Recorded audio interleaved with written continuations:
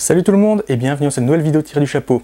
Aujourd'hui changement de décor parce que je ne suis pas chez moi pour le mois de novembre et donc je vais essayer de rattraper un petit peu mon retard avec ce nouveau décor si proche du cinéma contrairement à ce que semblait suggérer ma vidéothèque.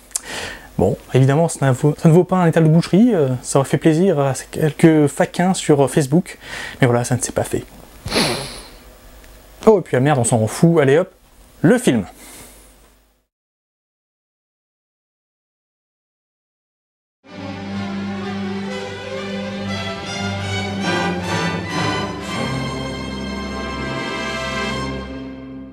Le film que je vais critiquer aujourd'hui est Détective D2, la légende du dragon des mers.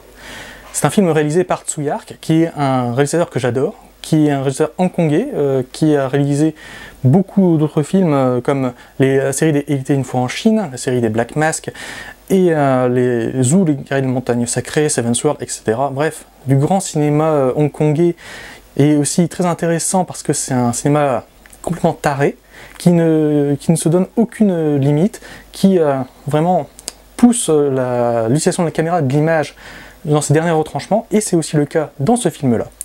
D'abord, le casting et le scénario. Alors, au casting, nous avons Mark Chao dans le rôle principal du détective Ti Zhenxi, Feng Xiaofeng qui joue Liu Shi Zhenjin, qui est un autre magistrat de l'époque Tang, Carina Lau qui joue l'impératrice Wu, Angela Babi qui joue Yin Ryuji, qui est une courtisane, et Lin Gengxing qui joue Shatuo Zong, qui est un autre personnage très important de cette histoire. Alors, l'histoire, c'est l'impératrice Wu, qui règne sur l'empire Tang, qui envoie une armée par la mer pour envahir un autre pays.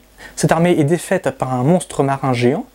Aussi, elle dépêche un de ses meilleurs détectives pour élucider l'affaire, pour savoir d'où vient ce monstre géant, qui le contrôle, et comment ça se fait qu'il s'attaque uniquement à ses troupes. Pendant ce temps, le juge Ti, qui est un petit juge de campagne, est envoyé à la capitale impériale pour devenir justement magistrat à un plus haut grade. Et il va rencontrer donc le magistrat envoyé par l'impératrice Wu, et tous les deux vont essayer d'élucider le mystère, en commençant par sauver une courtisane attaquée par des malandrins et par une espèce de créature tout droit sortie de l'époque costume en caoutchouc. C'est franchement génial, c'est complètement fou, c'est complètement barré. Le film lui-même est extrêmement bien réalisé. Tsui Hark étant un maître du cinéma, on ne pouvait pas s'attendre à moins. En particulier, on peut apprécier, outre les combats extrêmement épiques et qui ne durent pas trop longtemps, une véritable folie dans la réalisation. En effet, le film est réalisé de telle manière à ce que l'on voit ce que pensent les personnages. La caméra montre parfois, avec une excellente 3D en plus, des éléments qui se détachent du reste de la scène. On voit aussi les éléments qu'utilise le juge Ti pour résoudre des mystères en les faisant apparaître sur l'écran. Alors ça a l'air très kitsch comme ça, et énormément de choses sont kitsch, mais le film est tellement bien équilibré que ça passe comme une lettre à la poste, si j'ose dire. Le juge Ti, si vous ne le connaissez pas, est un juge historique de la Chine médiévale, quasiment devenu mythique depuis parce qu'il a été repris dans les contes et dans les légendes chinois, vu que c'est un homme d'une grande probité, d'une grande intelligence, qui était un excellent détective, et qui passait de juge de campagne à Premier ministre. Moi je le connaissais parce que j'avais lu les romans qu'on avait fait Robert Van Gulik, hop là, toute mon enfance, qui retraçait donc les histoires et les enquêtes qu'avait fait ce juge, d'une manière un peu plus romancée évidemment. Tsui Hark avait déjà réalisé le premier Détective D, dans lequel il était un peu plus froid, un peu moins à l'aise. Là il se lâche complètement. S'il se lâche complètement, c'est aussi parce qu'il veut faire une nouvelle saga, de la même manière qu'il était une fois en Chine, et pour cela, il met tous les atouts de son côté.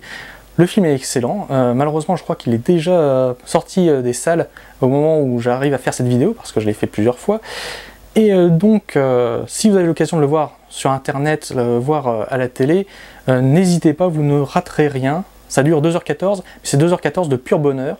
Il y a de l'action, il y a de la comédie, il y a du plaisir comme c'est pas possible, il y a de l'émotion aussi, c'est très très chouette, parce qu'il y a des éléments, évidemment, je ne vous ai pas tout dévoilé du scénario, mais vous avez pu remarquer qu'il y a film de monstres, film d'arts martiaux, film policier, c'est quasiment un gloubi-boulga, mais tellement bien équilibré qu'on ne peut que avoir du plaisir.